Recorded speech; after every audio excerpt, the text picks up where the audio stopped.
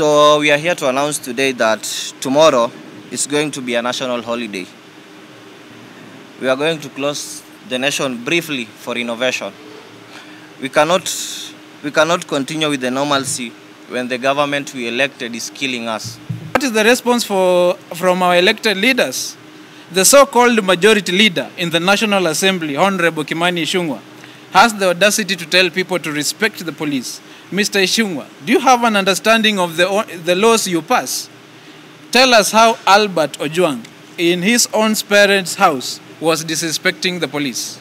Tomorrow, we will be on the streets demanding justice for Albert Ojwang, Boniface Kariuki, who was shot. A guy was just hustling. He was just doing business, and then the police shot him. I personally have served as a police officer, and what happened yesterday at tukufunzwa kwa training college. We are tired of the theatrics of the arrests for shows. They arrest police officers to show us that they have arrested them, and then eventually the fake pressers, the choreographed sympathies. We know this game. We are calling for the resignation of the CS of the Interior. He's the most incompetent CS we've ever had for Interior since independence. Wait until the public outrage dies, then quietly release those killers back to the system to continue killing us. Young man Boniface, selling masks, was shot in broad daylight on camera. His only crime, being young and breathing in a country whereby being a young person is like a death sentence.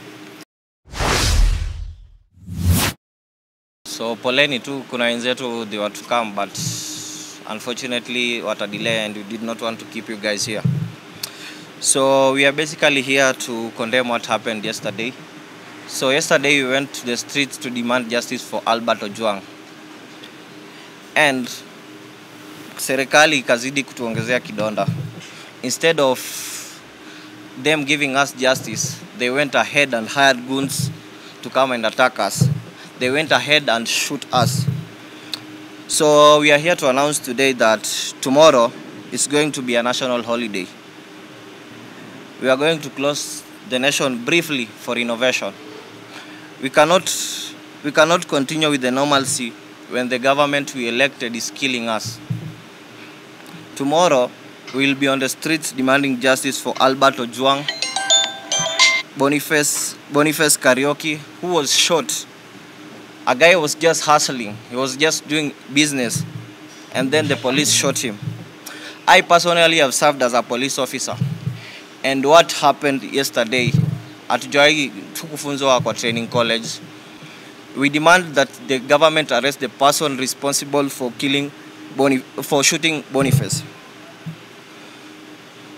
I've served as a police officer, and what happened is inhumane, and the police officer responsible for the shooting should be arrested.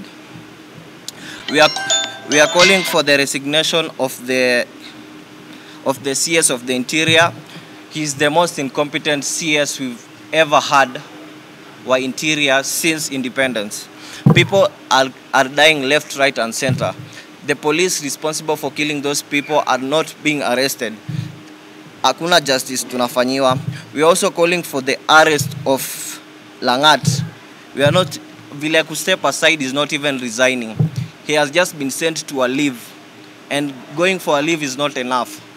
We are calling for justice for his arrest, the resignation of the IG. The IG has gone against the court orders. Court ilikataza maskari ku cover their faces during protests. They are doing that under the watch of the IG and the president. The president has failed us. In fact, the president should also resign. We elected the president to protect us, and instead of him protecting us, ameamua kuhire goons wakuja to attack. As we are talking, more than 10 casualties wako KNH. They are nursing serious injuries zenye walipigwa na polisi na goons. Kuna watu wengine hata waku afford kwenda KNH na wako na head injuries. Who knows? Wengine anaweza kuwa maybe ako na internal bleeding. Kesho ama kesho kuto watakufa. Hata jua alikufa juu ya protest. So we are calling for the resignation of the Minister of Interior. He's so incompetent. People are dying left, right, and center. Ye kazi yake tu ni kusmailia cameras. Like there is a case in Ruaka Banana. Women are dying. Women are being killed. In the last 7 months, 3 women have been killed and raped in Ruaka, and no action has been taken. The CS of Interior is incompetent. The IG should resign. Elwood Langat should be arrested. And tomorrow, we are urging everyone to come on the streets as we prepare for 25th. Yeah, so that's all. We apologize for keeping you waiting, and here is my statement. Kelvin Ayodi. We are gathered here today, not because we want to, but because we are tired. Tired of burying our young people, tired of the bullets, tired of the lies, and tired of the regime that protects killers in uniform. It is no longer just police brutality. It is a coordinated war against young people in this country. They are picking us from our homes, from our streets, from peaceful protests, and turning our lives into hashtags and funeral announcements. Since last year, our youth have been gunned down, disappeared, tortured, and dumped like garbage. And what have the so-called institutions of justice done? Nothing. Not a single police officer has been imprisoned for these crimes. Not one. We dare the Cabinet Secretary for Interior, we dare the Inspector General of Police show us a single officer who is in jail right now for killing innocent young people. Just one. We don't have any single police officer who is serving as a jail term for killing us. We are tired of the theatrics of the arrests for shows. They arrest police officers to show us that they have arrested them, and then eventually the fake pressers, the choreographed sympathies. We know this game. You wait until the public outrage dies, then quietly release those killers back to the system to continue killing us. We are watching. We are not fools. Do you remember the supposed arrest of the man behind the quarry murderers, where the bodies were dumped in the quarry? Where is the man? Was there even a real arrest? Or was that another episode of the PR circus? Just recently, Albert Ojwang, an innocent young man, picked from his parents' home, was murdered in cold blood by the very people who were supposed to protect him. While we were still grieving and demanding justice, another young man, Boniface, selling masks, was shot in broad daylight on camera. His only crime, being young and breathing in a country whereby being a young person is like a death sentence. And what is the response from our elected leaders? The so-called majority leader in the National Assembly, Honorable Kimani Ichung'wah, has the audacity to tell people to respect the police. Mr. Ichung'wah, do you have an understanding of the laws you pass? Tell us how Albert Ojwang, in his own parents' house, was disrespecting the police. How is a man peacefully selling masks, unarmed, disrespecting the police? Is there now a law that says police can execute anyone who is disrespectful? You can call yourself honorable, but there is nothing honorable about you. If disrespect justifies being shot, then why wasn't the Senate majority leader who harassed an OCS on camera still there? Why aren't there many politicians who insult police officers daily being dragged out and shot? Or is it that only young people who are supposed to be shot and not politicians or leaders in high class who also harass the police? Ichung'wah, you are the same voice that provoked the anger of the young people last year on June 25th. And here we are, a year later, with the same recklessness, same arrogance, and the same blood on your hands. Do you have children? Would you stand quietly if what happened to Albert happened to your son? And what of CS Kipchumba Murkomen? We have watched you rush to offer sympathies and solidarity when high-profile people like the MP was shot, sympathy. But when it's young people, when it's the Alberts, the Kevins, the Akinyis, the minors of this country, your silence is deafening. How many of us must die before you feel something? Yesterday we saw sponsored goons armed with dangerous weapons being escorted by police officers instead of being arrested. No tear gas was fired at them. No one was arrested.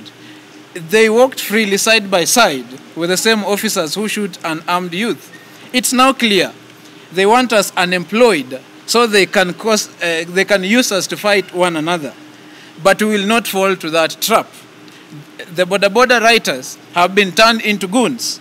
The masked youth paid to disrupt peaceful protests. We will not allow that to continue anymore. And to the president, is it okay for us to die? Is it that the unspoken policy of your government that the youth must be shot dead? Should we accept that being youth in this country is a death sentence? You are the commander-in-chief. You are responsible. And we demand to know, is it okay for us to die? And how many of us must die so that you know it's enough? Right now in Kenya, we fear the police more than we fear the terrorists. The police can't even stop armed bandits or Al-Shabaab. But they find strength to kill unarmed youth only who are armed with smartphones alone. They don't have any weapons, but they are killed. Let me ask, how many bandits have these police officers killed? How many Al-Shabaabs have they arrested? Or is it only young people that they have strength? Are they trained to kill the young people? We are calling for immediate accountability.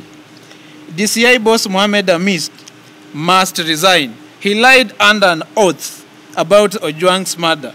He is unfit to lead the investigative body in this democratic society. Also, IPOA must also be disbanded. What is their use if they cannot arrest any police officer who kill young people?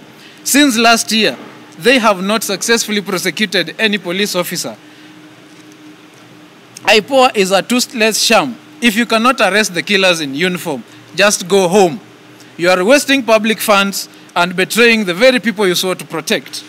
To the youth, this is our moment. We must not be silent. We demand justice loudly, unapologetically, and relentlessly. Our parents fought for abductions and they failed. Our grandparents fought for the same fight and they failed. But we are not our parents. We are not our grandparents. We will not fail. Our children will not fight the same menace we are fighting today. This generational war against brutality ends with us. Thank you.